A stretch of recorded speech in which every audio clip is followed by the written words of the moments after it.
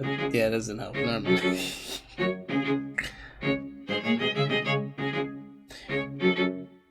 Yeah, I can still hear it.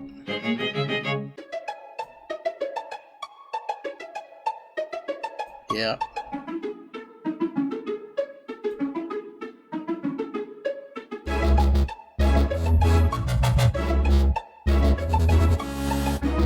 I don't know.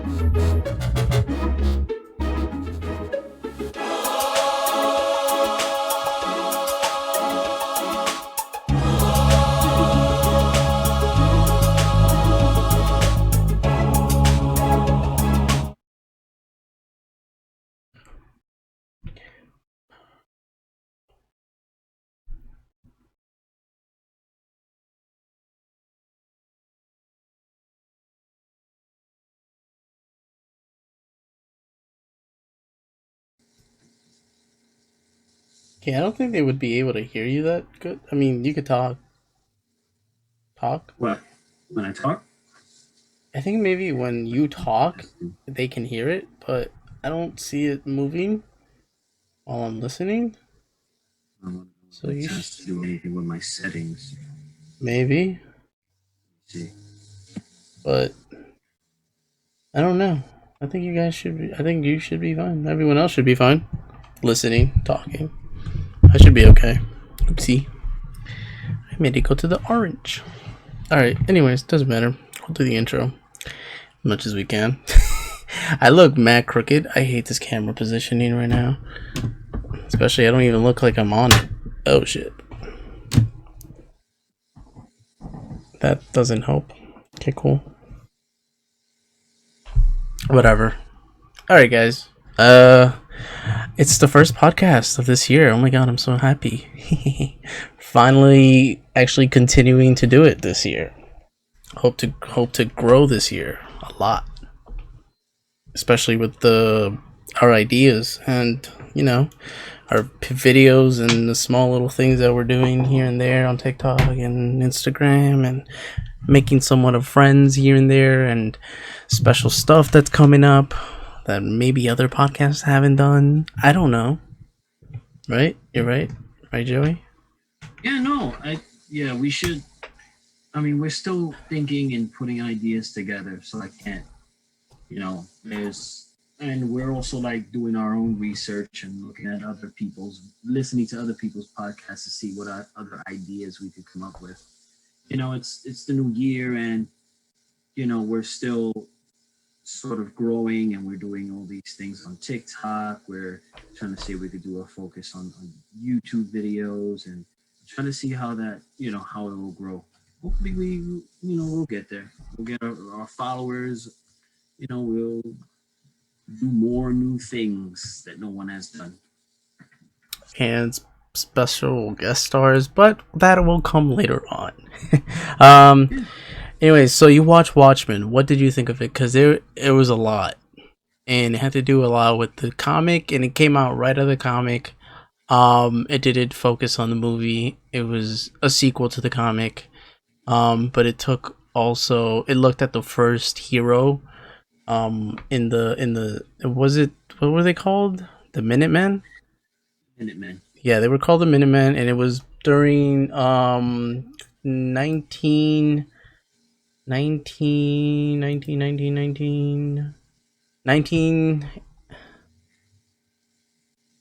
fuck, where was it? 1921 Tulsa Race Massacre. It's later on of episode, I believe, 7 or 8, where we go into the flashback of the first Minuteman, um named what's his name again? Bit of justice. Yes. And we see his story kind of like made into a parody, made fun of him, but then we see the real story of that guy, and it's gruesome. And the whole show is very gritty, but it's so like it's kind of like the V for Vendetta. You kind of basically can take some aspects of it and just apply it to what we see today and what has happened during this, pandemic and this month. Yeah, I think it came out during a good time too because it ended when did it end? The show Like last year, or yeah, it the end ended of around last 2019. year. 1 second. Let me make sure. Yeah, 2019, December 15th, 2019. So we've been with this show, and then we were dealing with the Black Lives Matter and the many African American people who passed away, killed, brutally killed by police officers. Kind of, this show was like on point. It sort of it was, you were able to resonate and kind of look at it, and from with everything that's going on, and then you see that show, and it's like there's a lot of worse things that were happening because the good thing about it, even from the graphic novel, that when Alan Moore was writing, he was taking aspects of what was happening during that time with the missile crisis, Nixon, and all these things that were happening, and he was adding these superheroes in this in this world that was in the real world. It wasn't like, Superman and Batman where there was these fictional worlds, but these heroes were actually in the real world with the during that time when the nuclear, when people were worried about whether Russia was bringing in spies, and there was communism, and there was always they were going against the Viet Cong. So when it started, Watchmen, it starts with the massacre in Tulsa, which it was like I was like I never knew about this, which this show sort of got me my eyes open that I started to do the research on that, and then I realized it was like I started looking at it, and I was like, wow, this actually happened. And I think David Lindenfold did a hell of a good job bringing this event to the Watchmen, and it sort of grew the main character and all the characters that were part of it. And the fact that it was we were dealing with the whole Black Lives Matter situation sort of kind of shined a light on what was happening back then, and what is happening now, and what is still happening in the world we live in today. So it's good. I think it was a good show, and it wasn't there was no overacting. It didn't feel no, it wasn't like, she was an African American superhero, but they didn't like, made her seem like she was, she wasn't she wasn't perfect. She wasn't like, like Wonder Woman, or all these characters. She was just she was a mother of three. She adopted. She was married. She was a cop. She's dealt with, you know, losing her parents, and she didn't know who she was, but she still remained a strong, confident woman through the end. And and that was good. They did a hell of a good job. Yeah, and it's kind of funny how Robert Redford was the president. It was kind of like poking fun at how Ronald Reagan became, because he was an actor and became president. Yeah, So that's funny. But Angela Abar, the her experience when we go through what has with her grandfather being the first hooded justice, that whole episode, bro. At the end, I cried. I was in tears because you saw it. Like the whole thing of the whole build up of him going through the lynching, going through Tulsa, actually experiencing and becoming a hero in his own right, but then, you know, hiding who he is just to see how people have made him, just finding out that, or rumors that were that he was gay, but then he couldn't even come out then, and still, you know, finding out that white supremacy is still, in the works. And it's like it relates so much to today. On top of that, when I finished the whole series, I was in taking a music course, and we were learning about like music back then, and Jim Crow and blackface and the lynching, and the music inspiration of what led to, all that was just, I don't know. I just like it took, I took it all in. It felt so surreal, and to that was one of the biggest um drawbacks that I got from that episode and that show, which was just like, whoa. Like, you know how we kind of think like, oh yeah, it's just fantasy, it's just fiction. Like this one, it was just an eye opener. Yeah. No, yeah, the flashback when they start showing how the hooded justice became the hooded justice. I think it was with the first the first Watchmen or reading Watchmen and then watching this and seeing the origin. I think it was one of the best origins in the from the Watchmen universe. Mm-hmm. I felt, I mean, they had their origins. You could read about them, and about the comedian. You could, Night Owl and all these things, but his story felt more Impactful and impactful. surreal. And yeah, so it's like it was great to see.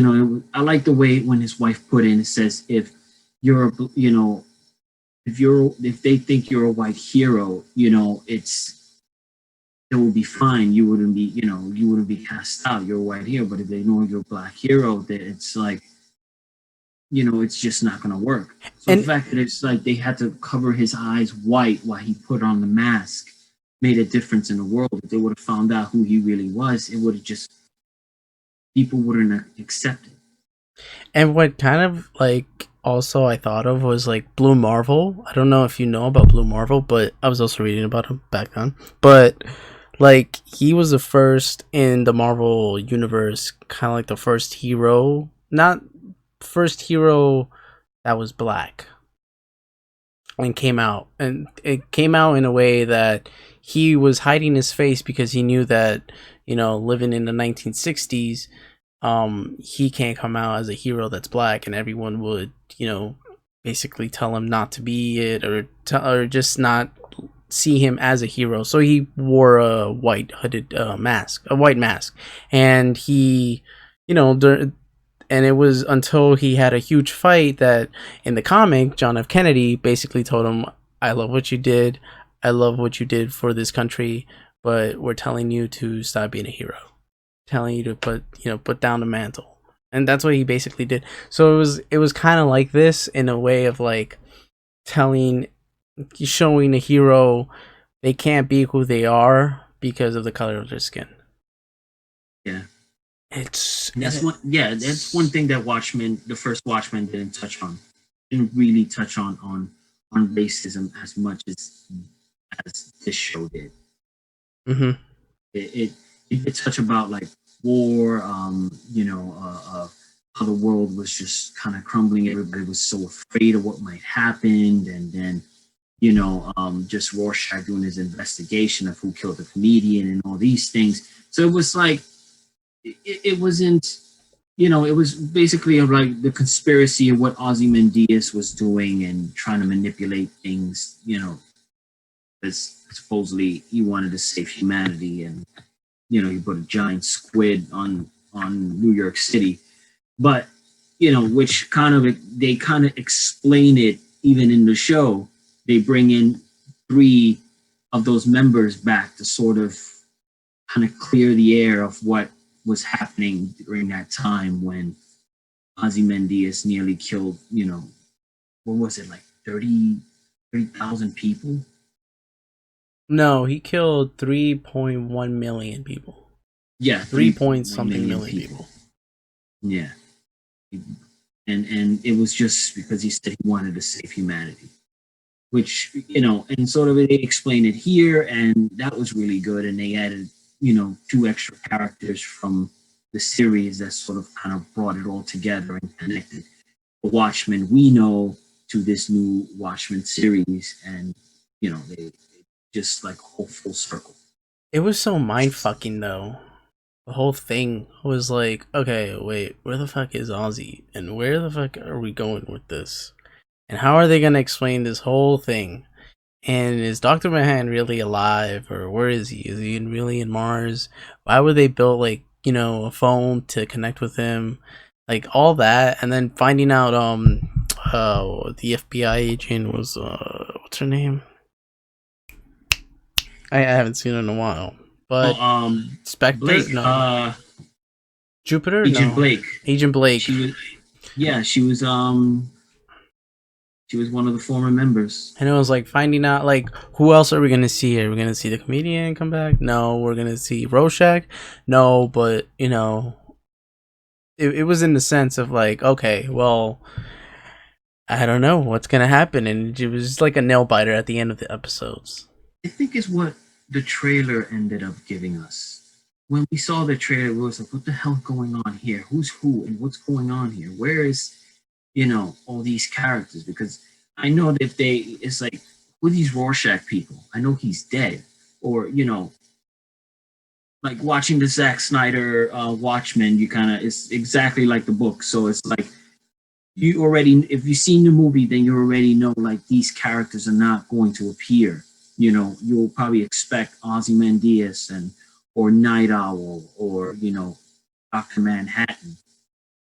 So so it was like it was kind of crazy. Like when they added these people in, I was like, oh man, they added these people in. This was good because I didn't expect her to actually take her father's last name after she didn't really have a close relationship with her father, which was Agent Blake. She took her father's name, which was the comedian. Right. And knowing her history, knowing her mother's history with the comedian, that she was raped, that made her, I'm surprised that she actually took it because I don't think she ended up taking in Oh. I don't think she ended up taking Blake's last name. I think she took like I think the stepdad's or something. Because later on when she mentioned to him that it was the comedian was her father, I think she must have taken it in. But she mentions it, and those hints have been thrown out there. And then we have Ozymandias, which we got, we sort of mentioned what he did at the end of the graphic novel, and and what he was trying to do. He wanted to get out of I mean, most of the Ozymandias stuff was a bit silly to me. I mean, I enjoyed it. It didn't bother me. It was a bit silly when doing these trying to create these human babies to throw it in the freaking out of space so it could be seen. So he did you finish it? You finished it, right? So Yeah, he was it was it for him to tell his daughter that we find out that was a that used to work. So her mother used to work for Ozzy, and then basically he kept sperm bottles of his sperm, and then she put that in her, and then she had the baby and all that stuff. But yeah, he basically told her, like, he basically used the bodies to send out an SOS. yeah, Because Manhattan told him that that was what was going to happen, that there was going to be like a satellite one day, and this is when and this is the time, or something like that, or he did that to yeah, her, or I don't remember.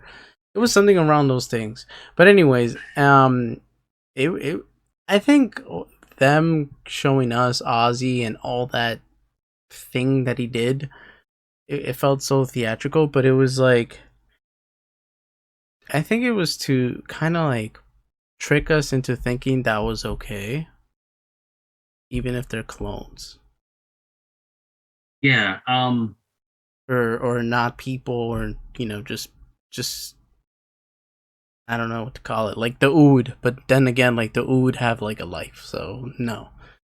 Yeah, it was weird, but yeah, I don't know. They just added the little comedy with it to Ozymandias' story, what he was experiencing in this. I enjoyed more about you know, uh, Abar's character, Angela Abar's character. Angela Abar. her character was, I don't know, it just, I just loved following her story. It was so good, especially when she was having that whole, when she was having the conversation between her and Dr. Manhattan. They were both having a conversation, and I was actually like really like into that conversation, like how he was saying that he was in two places, that he was in a whole bunch of places at once. It was like, right now I'm in this day discussing this with you, and then I'm in this day discussing this with you. The idea that how powerful he is, that he could be in so many places at once. And we see that with Doomsday Clock too. Yeah. Like when he's talking And, to the guy, and then he's talking somewhere else, and then he's in Mars thinking, and then he's talking to the JLA, and then 1 second he's not. So it was cool to see that live action. yeah, no, it was like just that whole conversation had me like how powerful this dude is, and I was like, I'm enjoying this. This is the Doctor Manhattan that I would have loved to see on like in the movie. Yeah. You know, when David Lindenfold wrote him in this, it was just so good, and he felt more. He gave a crap about Angela's character, which was great because he didn't feel anything for wow, I can Blake. Yeah, Just call her Agent Blake. What was her? Yeah. What was her hero name though? On Silk Spectre. Silk Spectre. Okay, His relationship with Silk Spectre was like he just wanted to do the job. He didn't want her to interfere with the job that he was trying to do. Because he was also trying to find himself. But he ends up with Angela in this series, and he's in love with her. He proposes to her, and they stay together. And even though he ends up putting the orb inside his head that sort of gives him amnesia and takes his powers away, but the crazy thing is that even when it's removed, he still stays there, and he's still like he's in love with her. Like, it's strange that it's almost like he wrote him totally different in this series compared to how he was written by Alan Moore in the graphic novel. There was so much heart in his character. Was this show, because I know Doomsday Clock is canon, so this is him after Doomsday Clock done?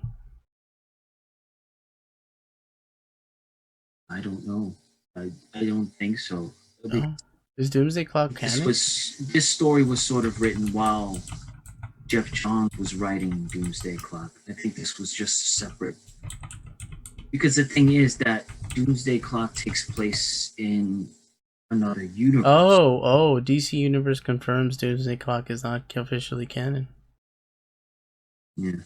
There was way too much changes in there that would have, anything that he would have done in there would have changed a lot of the DC universe. But then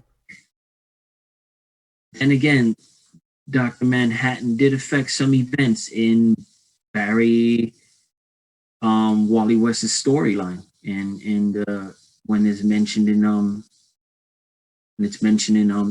Death Metal. Interesting. I thought it was canon. That's interesting.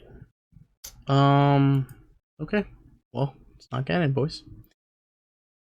Shall we move to Doctor Who, Saya? Yes. All right. So, what do you think of Jodie's character and the whole gang? I'm pissed off that she might, and I feel like they need to flesh her out more. They never got that chance. If she leaves, then we never get to see her sort of kind of open up a little bit more. Like, there's still more story to be told with her character. There's still so much. And then with the childish, the child's, what is it? You mentioned it. I can't believe I saw this and I can't remember. When the Master first comes out. Timeless Child? The Timeless Child storyline. So it's like it still needs to get, some of it still needs to get fleshed out. A lot of stuff needs to get fleshed out. I feel like they thought of the idea, but they put in so much filler that they're barely thinking about it. I don't know. It's like they're not continuously staying on the topic because they like to flush out the stories, but then it's also like, well, you're barely even like being in production. So you're holding out on a year. I think they held out already a year and a half last year. So we had to wait a year and a half for her second season and or a second season, and then her third season came out a year later, which is fine because that's usually what happens. But it's like they're not staying on time with it. They're also not working to kind of make herself why she's the doctor. Like there's an instance of everyone saying how do you say this? So there's an instance when we know, okay, Matt Smith isn't the doctor until this episode. Yeah, Kinda, you know what I mean? Like this is what, his twist. It in her origin, like her first episode, I don't think kind of like made her yet to the doctor. yeah, no, we have like in David Tennant's story when we first start to see the Ninth Doctor in the first episode, we start to know that he is the Doctor. He's already. It's almost like he's already been established, like the person he is. He's been a Doctor for a really long time. He's there. We know who he is. He gets one season, and we already know what kind of person he is. And when David Tennant comes out, it takes a little while, but then you start to see what kind of passion, what kind of person he is. He's very passionate about things. He wants to protect people. He wants to make sure that, he does everything right, that, and, sometimes he's a little bit out there, not as out there as Matt Smith, Matt Smith is like, he could be, a 4-year-old child and a 10, a 900-year-old alien in a matter of seconds, like how he was in the Doctor's Wife episode, like how he was like being silly when he was arguing with the TARDIS, but then all of a sudden when she shut down, her lung shut down, her kidney shuts down. He's like, he becomes so overprotective, like let's do this, old girl, and then he starts trying to build up the TARDIS from scratch, So, and also with Matt Smith, we got to see him become a family man, like a family man. He has a wife. He's actually a stepdad to thinking about, he's actually a sort of Stepson. his that's his mother-in-law. Melody is Amelia is his mother-in-law. And which is funny, but he kind of he grew in those seasons. Like he became this person. Like he's like, I think he was the episode where I felt like he was the Doctor. I think to me, the episode that I felt like he became the Doctor was the last season of the final episode of his first season, when he had the mic and he was screaming at the alien. Oh yeah. Okay. He was pretty much put. The Pandora opens, or the Pandorica. Yeah, Pandora. When he's just like, pretty much, he's putting the aliens in their place. Like, let's see you make your move. Let's see, he's like, I got nothing to lose. Let's see you, move first. Yeah, he sounded like he's drunk with power. Yeah, so it was good to see him in that. And when I saw him, I was like, yeah, this is like a whole new Doctor, but this is a Doctor that I could follow. Like he's ready to like put, any villain in their place and to a stun and put like, you cross this line, that's it. And Capaldi as well, because he grew in his personality. Like he was, first season of his show, he was a little bit bitter. Oh yeah, like he was angry and stuff. Yeah, but then he loosened up when he got to the second. Like when Jenna Coleman left, and they bring in Bill. Then that's when he sort of opens up. He's so more comfortable. He's more sociable. He he's more lovable. Like he's not a mean old guy anymore. He's Right. just it's like you fall in love with him through that entire season. It's just and I think Jodie's character so far from these two, leave what 2 seasons so far that I have seen. Well, I'm in the first season right now. I'm getting into the Tesla episode, but Oh, the yeah, Tesla, Nikolai Tesla. yeah, that's the Oh one. yeah. I That's a haven't yet good one. finished. I haven't finished it yet, but I'm gonna get into that one. Did you see the Rosa? Did Rosa already pass? What? Rosa Parks?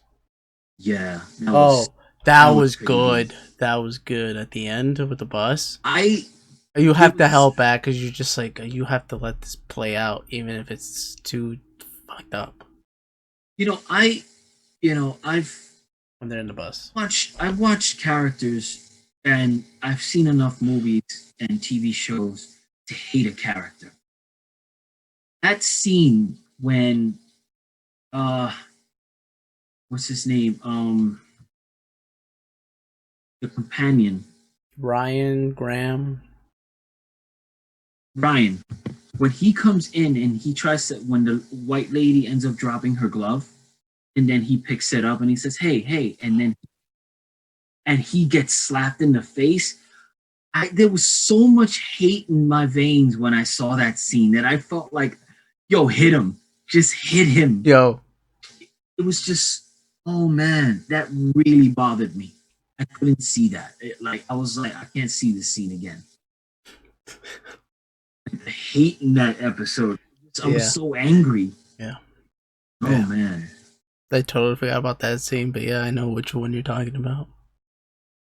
And Yeah, then when he was like, this is my son. This is my grandson. He was like, are you kidding?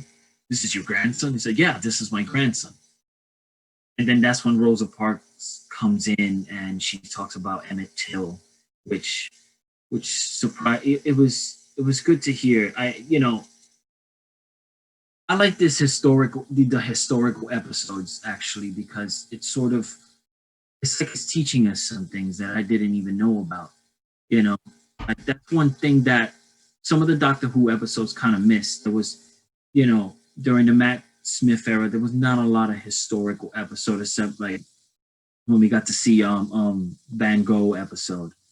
And then when they had the whole Shakespeare and meeting, I think one of the old Queen Elizabeth, which was that episode with the werewolf. right. Remember that? There was also the one. What was her name? She did the bees. It was the bees. Yeah, she was also mentioned in. It was also Christine Jorgensen. No, not Christine Jorgensen. Agatha Christie. Agatha Christie. Sorry. Yes. Yeah, I remember that episode. We had on. It was Donna during that time. Yes. So it was good to see, like watch this, and there was a lot of historical moments. Even when that Master episode, when the second part of it, when they were in Germany, and they met two people that were like historical. There was two historical characters which I can remember because it's like going through my head, but I remember that she had to wipe their memories because they couldn't know like what was going on. Mm. That's the same episode that he finds out more. She finds out more about the timeless child and the master. Oh yeah. I know which one you're talking about. There's spies and stuff like yeah. I know which one you're talking about. There was one more. Oh, it doesn't. It's not really historical, but when it's David Tennant's when he loses his mind when he's with Martha, and Martha becomes basically like a servant of like the cat, like the what's it called, like That's a right. That's when yeah. He gets amnesia because of the clock. Yeah. The same clock that the master had when they find out remember when Martha tells and about it, like, yo, he has a clock. I think he's he's from Gallifrey. So yeah, the episode we were going to talk about, Orphan 55 is the name of the episode. Yeah. It kind of blew my mind when they were running through the tunnel and she saw this, she was looking at something and said, wait a second, that's Russian. and then all of a sudden they're going to find out that that's actually Earth. Yeah, so a lot of people didn't like it because they were just like, why would that happen? Like, why are they talking about, global warming? Why are they like, son, everything we know, everything we read, every fictional story that we see, like it has like, it's inspired by everyday life. So writers Yeah, do this often. Why is this something new to you that you don't understand? I just don't get it. It's because she's a female, and there's bringing up the storyline. Like, no, it's been happening. Like, this is nothing new. This isn't nothing like propaganda. It's just basically telling you like this is what's happening, and and it has happened throughout each season. yeah. We've there's been countless episodes of what happened to Earth. That Earth has gone through so much. Like, Um, even in the old episode, they're like brought up as slaves. Like, hello, that's nothing new, but and it doesn't happen, I don't think, in the world, but it has happened before. Do you consider that political? No, because it's fiction. Oh, okay. So discontinuous. It's so disingenuous to like the writing. yeah, yeah. It's and we've seen enough that shows, sci-fi shows that sort of brings out sort of the stuff that we've dealt with, that people deal with, that we've seen in the 70s and the 80s, and they sort of bring that sort of politics and they bring it into the show and they turn it in, they make it into something, you know, they use that as fuel to create this episode and then sort of make it their own. And I think they did a hell of a good job. I kind of like the idea that humans mutated and they had to, breathe in, they had no oxygen, so they had to breathe in carbon dioxide and all that stuff in order to live. And and regular humans couldn't breathe in that air, so they had to like put air tanks attached to them in order to be able to breathe or to even live in that area. The idea that and so the idea that happened, to that planet was actually to that Earth, that version of Earth was pretty interesting because I mean we've seen enough Doctor Who episodes to know that Earth has gone through a few a lot of crazy stuff. I Yeah, mean, like people forget about like the Daleks. People forget about the Cybermen that's been there because storylines. yeah, Everything. it's been alternate universes of Earth.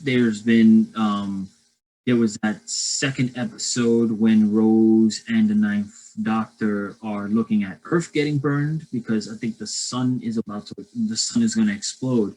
And I remember that Rose starts feeling sad that she decides to call her mother to see how she's doing. But it's like, it's not happening in her year, in her time. It's happening years ago. Mm-hmm.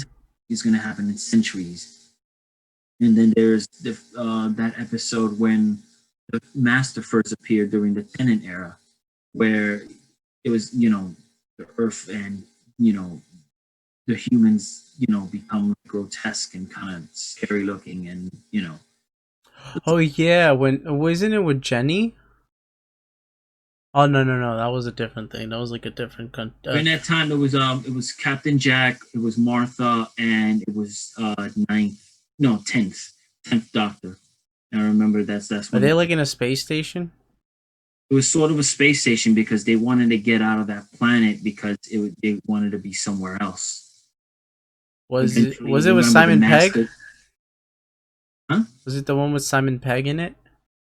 No, I think this one with Simon Pegg was the one he was like this cold, frozen guy that I remember. Yeah. Sorry, I'm thinking about some other one. I'm thinking about that one. I'm not thinking about the one you're thinking Thinking about it, watching all these episodes of Doctor Who, you start to like wonder because so many things happen. The only way we will actually remember some of the things is if like which doctor experienced this moment. Now, if you remove the doctor, you start telling these stories. You're like, I can't remember that episode unless you know that the doctor was in it. Which doctor was it? Yeah, it's true. Yeah, because uh, David Tennant went out a little longer than I think Matt and Capaldi. yeah, he did. He went what 3 seasons? Yeah, but I think Matt did 3 too. Did he? Yeah, I think Matt did 3. Yeah, he did 2 with Amelia and then 1 with Clara and then left. Peter did 2 with Clara and then 1 with Bill and then left. Now it's 2 with Jody and the gang. So yeah, 2. Yeah. And it's been so long because their like production is here and there and here and there. Especially with now the pandemic, which again, this episode Orphan 55 is they get infected with the Hopper virus. So today's world, Yeah. who would have thought that would have To be been. honest, it's like sometimes art somehow imitates life, and life imitates art. Son, when did this come out? I don't remember when it came out. January 13th. January 13th. And next thing you know, this happens. Coronavirus. Yes, sir. So you haven't finished any of the new episodes done, right? You're up to No, I Nikola haven't Tesla. finished it. Okay. I'm at the Tesla episode. Gotta see it before the time runs out because CC ended up just putting like 1 month just so you could see Wonder Woman. Well, there's 1 month on HBO. No, because it's like, oh, you pay for like the free trial, the 1 month free trial. Okay. 1 month free trial, and she wanted to see Wonder Woman. I saw Wonder Woman and a whole bunch of other stuff in there, and I was like, "Ooh, I want to see these." Watching the extended version of Batman versus Superman, and watching the Justice League, and really, really watching the Justice League, and I started to realize how much I hate that movie.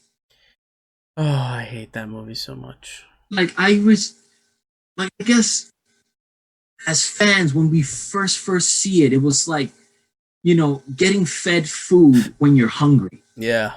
And then seeing it again, it's like, I'm full of this shit. Like, I don't even want to see this anymore. Yeah. It's so bad. I don't even want to re-see it. You know what I would like to re-see? I think I could watch at least the extended cut. The director's cut is Batman vs Superman. I did, and I saw it, and I actually stood and kept watching it without being bothered by some, like being like, that's when watching the first version of it, you'll get bothered easily. Mm-hmm.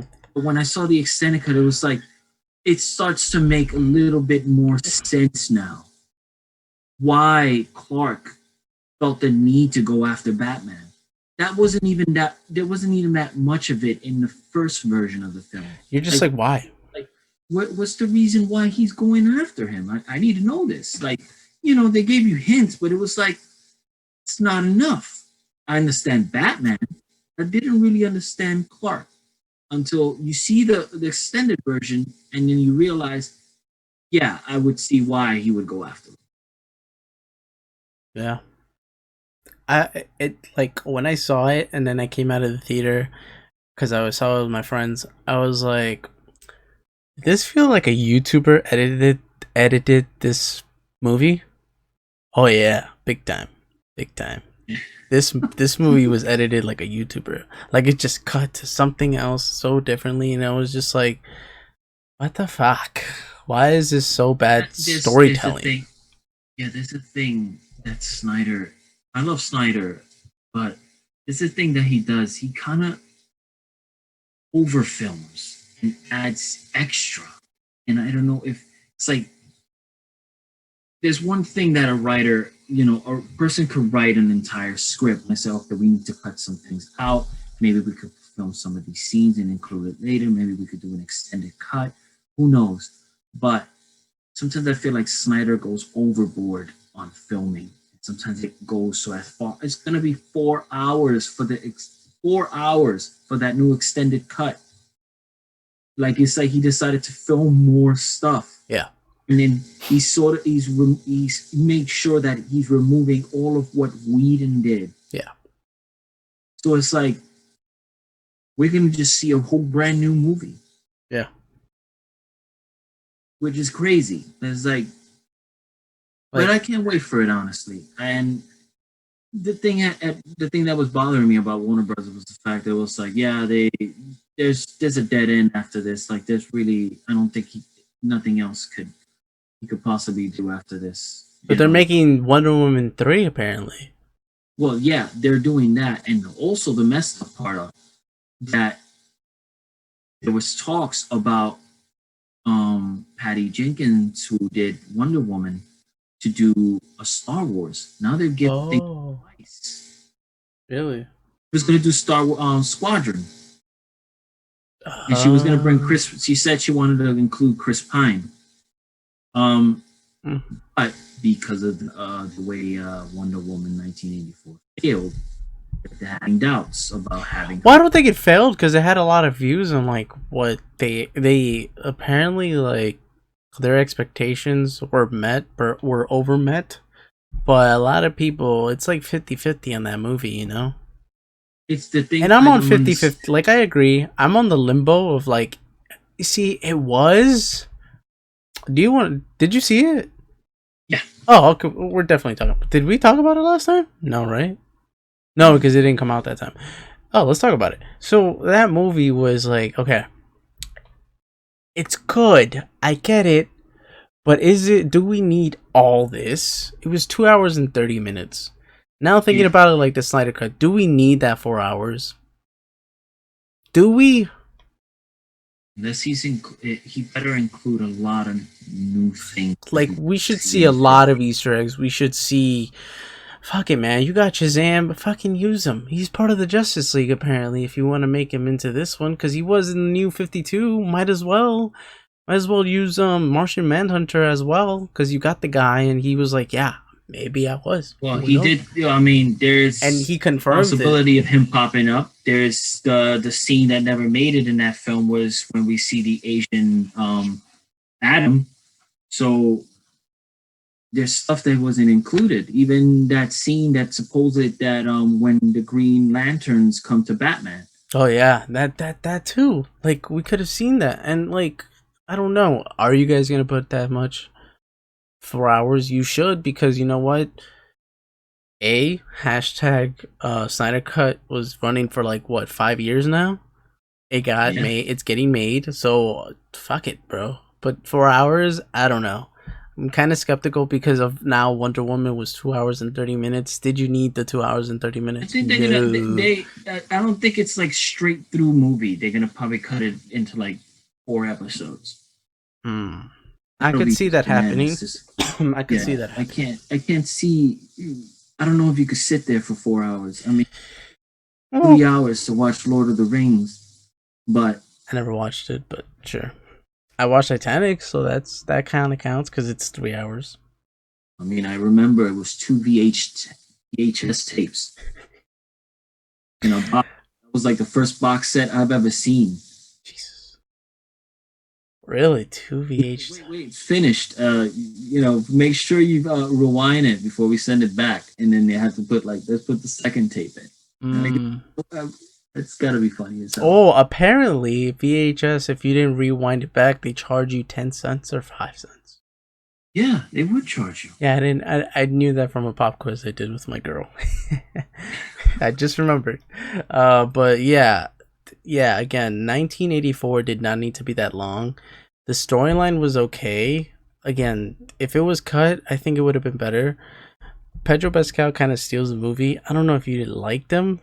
I liked him because he kind of sold you into like that kind of commercialized villain in a sense, but it also reminded me of like what's his name? Ewan McGregor's portrayal of Black Mask, because he was kind of like trying to be funny, but he was also serious in a sense, and you saw that serious moment on. Did you watch it, Harley Quinn?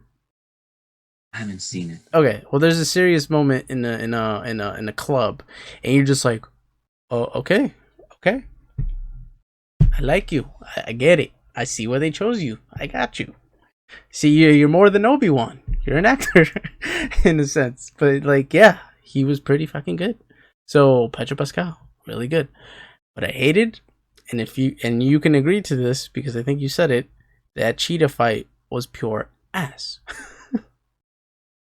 That fight in Night was pure ass. It the thing that bothered me was the fact that they made this armor look like the armor that she wore, like it was this precious armor that that she found, and that it was hidden somewhere, and then it was finally found, and then she wears it, and Cheetah tore it apart in seconds as soon as she. And Like, I thought, what kind of armor is this? How is she protected? what?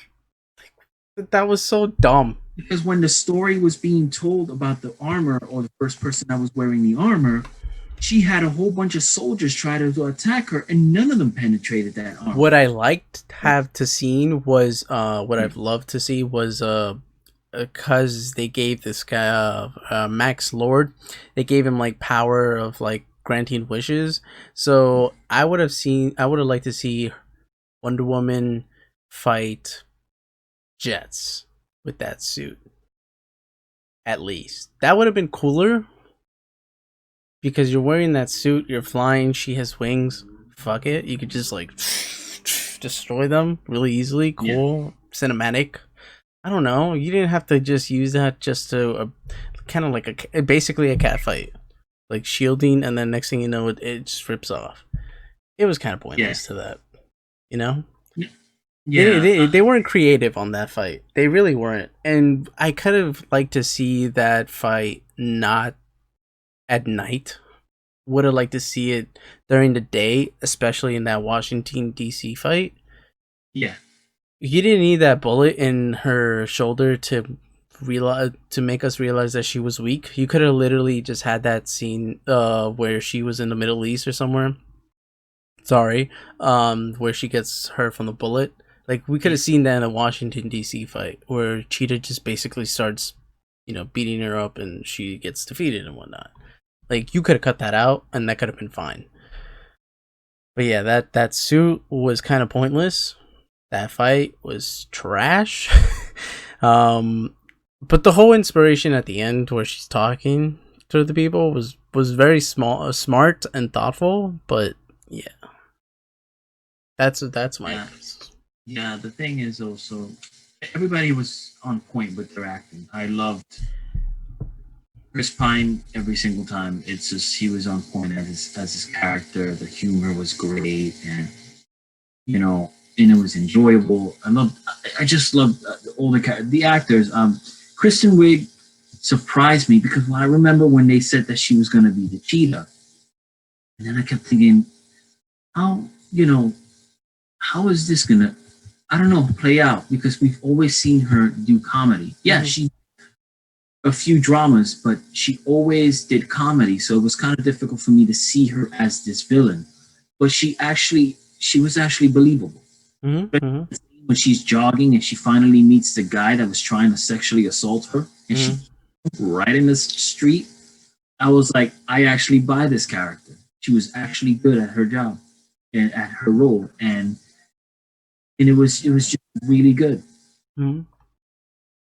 And it was like people didn't understand why she became evil. Was like because she got tricked into like her getting powers, her becoming a 10 in men's eyes made her lose her humanity. That was the trick to that wish, and people didn't understand it. And that's where they kind of, I don't think they should have emphasized it better enough like they did. Yeah. That was perfectly fine. The fact that people didn't understand it was like, okay, you missed it. You missed the point. As what's his name? Who's the guy that does the puppeteer? Jeff Dunham. Jeff Dunham. The peanut. Anyways, but yeah, that's what I think. That's why I gave it a 7 out of 10. Yeah, it did. I think the movie missed its points. It wasn't as great as the first one. I nearly teared up. I saw it. I saw the first one and then the second one, so I wanted to be refreshed when I got into the second one. And then when I was watching that second one, I felt not as emotional as I did feel for the first one, because the first one, the scene where she's like literally yelling at Steve and telling him like, we need to protect these people, we need to save these people. Why are we not fighting this war? And then she ended up going to that's the No Man's Land episode scene where she just goes and they start shooting at her. That is like a crazy emotional moment for when I see it. And it's like I nearly was like in tears. This is what a hero's all about. Taking it like, you know, she's literally just sacrificing herself to try to get to the other side so she could save these people. And she didn't, she just went in there all on her own, you know, and that's why I know that episode, that scene, even like the scenes in Man of Steel, like when he was like saving people, and that scene when Zod attacks his mother, and then he just grabs him and he just like flies, he flies him through like this huge plant, and then he's like, "Do you dare, threaten my mother?" And he's just beating the crap. And I was like literally in tears. It's like, this is Superman. This is like when he gets angry, he gets furious. So it's like I need to see more of that in the films, like in those superhero films. I didn't see a lot of that in the Marvel film.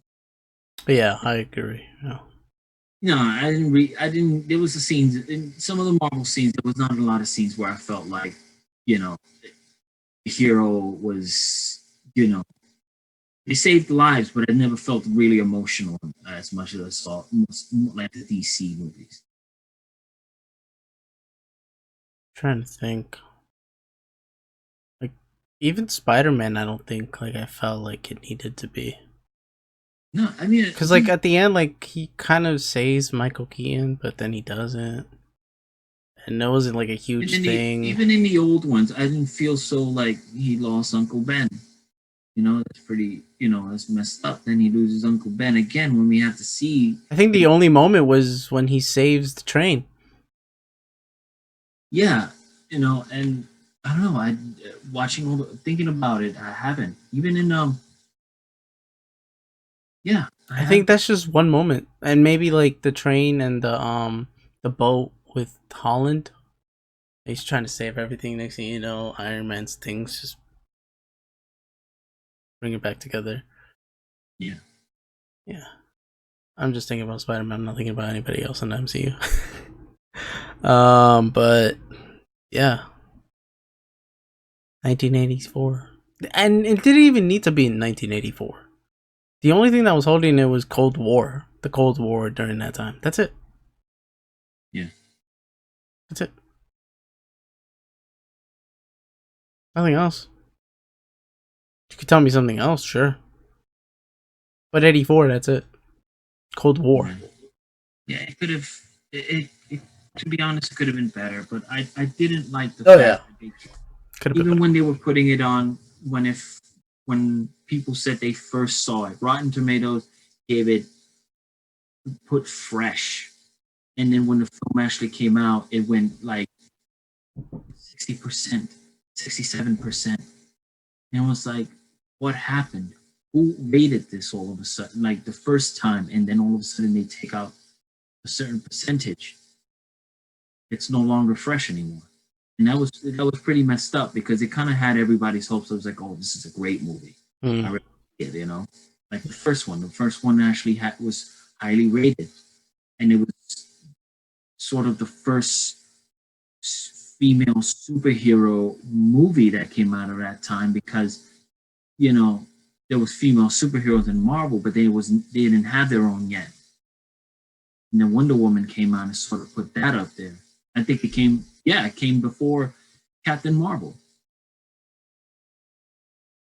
Came before Captain Marvel. So it was like she was the first to pretty much be on just have her own movie, female superhero to have her own. We can't count on Elektra. No. No. Yeah, That movie was that Daredevil and that Elektra movies, two movies that were See, not. with Daredevil, it's like I would see that um over Elektra. I would see that movie over the Justice League. And the reason why is because Daredevil is cool. And Justice League was pure ass. Mm. And there's moments. I think I like where they kind of do the special effects of him being blind, but he feels the water. But the moment that he talks about him feeling the water with Elektra is kind of weird. I get it, kind of soap opera-ish, but I didn't get it compared to how. But the way they did it in the show was better. Yeah, it was way better. I love the way he was saying he sees this. Everything's on fire. Yeah, the fire felt much better. Mm-hmm. Yeah, and I loved how he played the blind character. He did it so well. Like he was just, there was moments when I kind of felt bad, like the way he just portrayed that character. Like it was, he was such a good actor, and it's great that we're still getting to see him as Daredevil. And then somebody else, and it's like we have to accept this person. Yeah. Like accepting the Doctor when he regenerates. He said, "Are we gonna like him?" So guess what? Talking about old Netflix shows. She-Hulk rumored to feature Kristen Ritter return as Jessica Jones, buddy. Ooh, love to see that. Yeah, buddy. The thing is that they were saying that She-Hulk was sort of it's like a cross between Law and Order, and it's going to be like a comedy. And I was like, I don't know if I want to see this happen as a comedy. I want to see this as a serious kind of thing, like Jessica Jones. Yeah, but I don't know if it's going to be that serious. Right now, look at WandaVision. Went from PG-13 to PG. Oh, really? Yeah. That's not fun. That sucks. Then again, I don't know.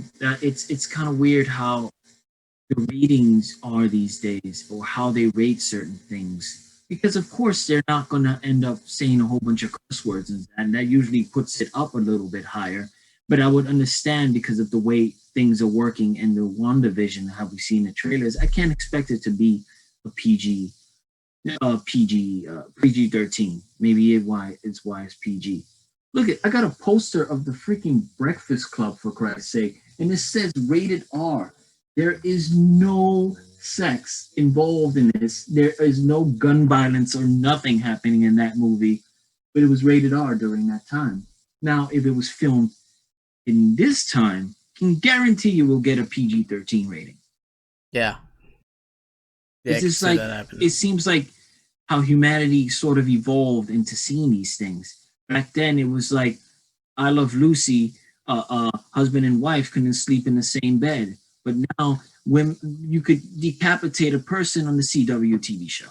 But dude, I Love Lucy's pretty fucked up. Misogynistic, too. You know, the way he treated her was pretty fucked up. I know.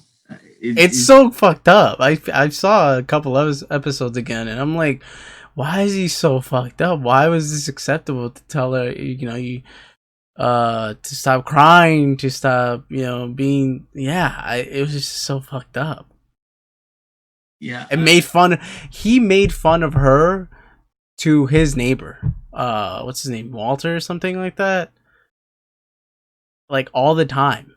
Because during that time, it seemed socially acceptable for a man to talk about his wife and sort of degrade her. It was, I guess, because women didn't really have that much power or had so many rights. They were limited. So it was like, Yeah, I agree with you on that. Works during that time. It was like, man goes to work, woman stays home and cook and clean and take care of child. Man comes in, food better be done on the table. You know, that's how it was. You know, and on TV it seems like it was acceptable. It's like later on as you keep watching older TV shows and sitcoms, that's as it goes to 70s, 80s, 90s, and 2000s, you start to see that it's a lot different. Yeah, it's just the thing that's confusing me. It's like, when did sitcoms decide to say that women don't know how to cook? You see that a lot. I've seen enough sitcoms. Why is it they keep saying women don't know how to cook? Yeah. I think it's the joke. I think there's a joke somewhere in there that I don't understand. But that's how it was. But then you see then you see the '70s show, and you're just like, whoa, they go on a whole different level. It's not just women can't do this and women can't do that. Because Donna then comes and is trying to be like the what's it called, the feminist, and you see that throughout the show. But then you see like kind of like Jackie being the opposite side of like still being, oh, I need a sugar daddy, I need this, I need that. And then you see Red, and Red is a whole different other side. And the whole political is different. There's a whole politic differential on that. And the crazy thing about that is I can guarantee you, if the 70s show was done in the 70s, I don't think it would be like this. I think it's because the 70s show was done like around the 90s, where things were late 90s, yeah, with women and men and and all these things. It didn't have to be like, what's good, King? How you doing? To be home and cook for So it was like, it was different. So it's why I would understand why the 70s show was the way it was, even though it supposedly takes place in the 70s. The characters weren't acting like how people were actually acting in the 70s. You know what I'm saying? Like husband and wife and all these things. Yeah. Well, ladies and gentlemen, I think that will call it a day. Been an hour and 8 minutes. Nice. Yeah, it's not that bad. We usually doesn't even go that far, and we went in tangents, but who cares? But who cares? That's right. Because I know it's just us socializing and just having a talk. Yeah, it's like that episode of if you see the episode with Mike Flanagan in Inside of You, and he's not even asking interviewed questions. They're talking about horror movies that they enjoy. Yeah. And he was telling them, like, screw it. It's like two nerds right now geeking out about these movies. I don't really care. Just listen. This is just me. It's about me right now. Like and it's really cool because it's like they're just geeking out about horror movies. It's not like, so when did you start getting these and stuff like that, which I enjoy because he gets a lot out of them. But it's also cool that he was just like, he became like a kid there, and it was like enjoyable to hear him like, you should hear him with Chris Jericho. He does the same thing, because Chris Jericho, the wrestler, he also likes horror movies, and he's into it too. So yeah, that's a good one too. Yeah, that's a good one too. I'm trying to finish it, but I'm also I want to finish that one and then listen to oh my god, I forgot her name. She plays Lois in Smallville. Laura something. Laura D. We'll go with Laura D. Smallville cast. Eric Durance. Wow, I got that so wrong. Erica Durance. Anyways, yes, that one. But yes, we did geek out today. And we shall geek out next week. Dude, with this new job, I don't know how I'm going to do anything. I'm going to be tired. To be honest, dude, 9 to 5 for 6 weeks of training. And then I'm going to go to the facility and start doing that stuff. And then with school, I don't know. Because I'm only going to take 3 classes. Not comparing myself to your situation because everybody's dealing with it. Nah, yours is different too. Yeah, and it's I love my kid, but sometimes I've noticed parents need to be alone to sort of kind of deal with the day-to-day and you know, so it's like I'm always here with him and he's always there. And, we usually have our conversations about just like gaming and what he's playing and what I'm playing and what I'm doing. Usually he asks me, Daddy, what are you doing? And I say, yeah, I'm just typing for the podcast, whatever. And then, but sometimes it's like, you're going to go to grandma's this weekend. And usually I'm waiting for a yes. Because it's like, I need that type of peace just to relax for a little bit and kind of get my head out of what's going on. Because I'm helping right now. I've been trying to help him to go to a District 75 setting, which is a much easier setting with less students for him. Because the work that they're giving him in high school is a little bit more difficult for him and a little bit more advanced. And honestly, I've been pretty much the one that's been sort of helping him with all the work, and that's like 95% of the time.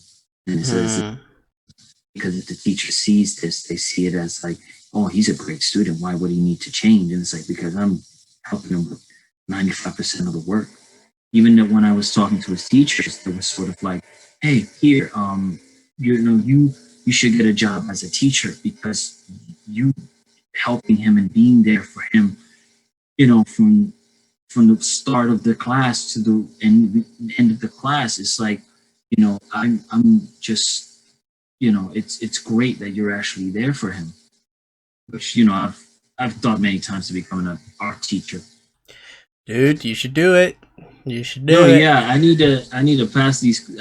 I have only 2 classes in LaGuardia, and with everything going on, it's like, how am I supposed to do this? I'm like, Dude, take your time with it, because right now with online classes, you can do that literally at your own time. That is true. Now it depends on the week though, because like they'll give you like a time to do something, but yeah, they'll. It's only 2 classes that I need. It's a science class and a math class. The math class, bro. I got you. There's secrets of LaGuardia that nobody knows. But if you in LaGuardia, I got you. Seriously, I got you. But other than that, yeah, I think my sister is taking class too, so I can give you this shit, the same thing too. So I got you on that too. But yeah. Recording, dude, because everything. Oh yeah. You end the thing now. All right, guys. See you next week. There's no bringing our personal life into this, but whatever. It's just us talking. I hope you guys listen and follow us on Twitter. We are on Instagram. You can probably find us on YouTube, Facebook, and we're constantly putting a lot of episodes of on TikTok and on Instagram. Check out our Superheroes Mental Health. Check out our Jedi series episodes, and also there will be some Dark Side episodes coming soon. There'll be a lot more to show you guys and for you guys to listen. So have a good night, everyone. Good day, whatever state you're listening this to or country. Bye. Yeah. All right. Peace out, guys. Peace.